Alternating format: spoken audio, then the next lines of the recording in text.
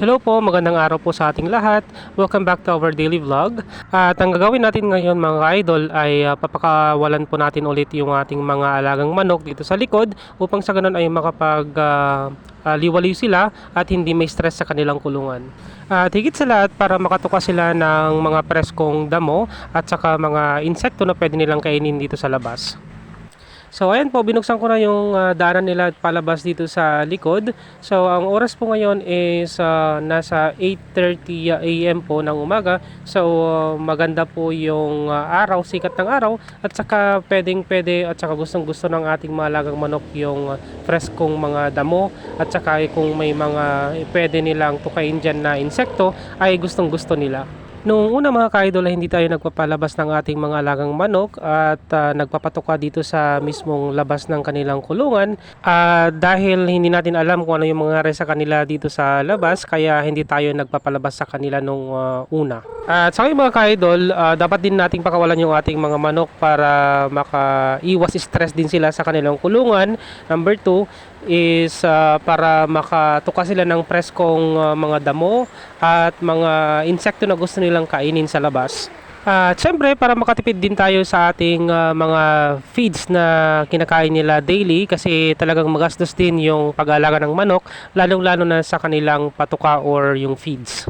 Tayo mga ka-idol, so gustong-gusto rin ng ating mga manok yung dahon ng mga saging at saka yung mga dahon-dahon dyan dito sa tabi-tabi ng kulungan nila. Kaya yan, kumuha na rin ako at saka para maibigay sa kanila.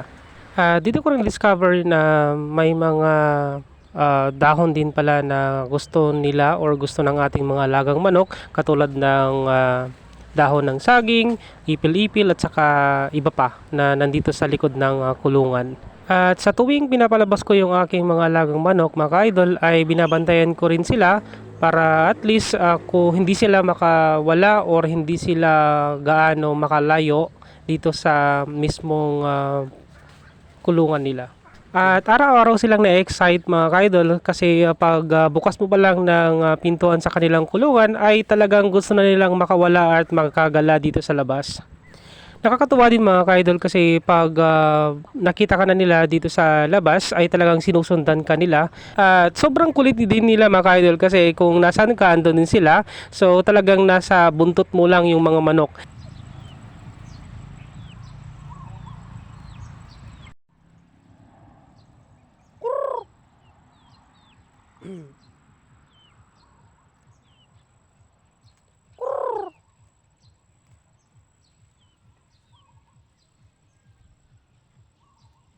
Tayo na nga nag-enjoy yung ating mga alagang manok dito sa likod. So para silang bata na ang kukulit na palaging sumusunod sa'yo sa likod mo.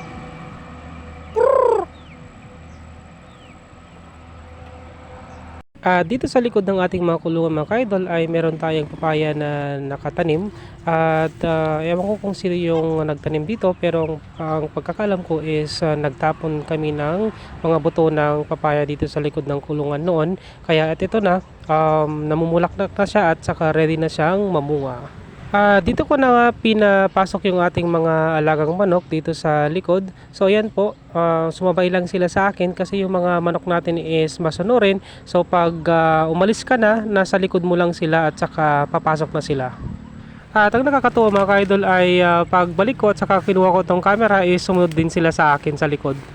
Dito na nagtatapos ang ating daily vlogs for today's video. Salamat po sa panonood at palaging subaybay sa ating daily uploads. At please continue to support us. Salamat!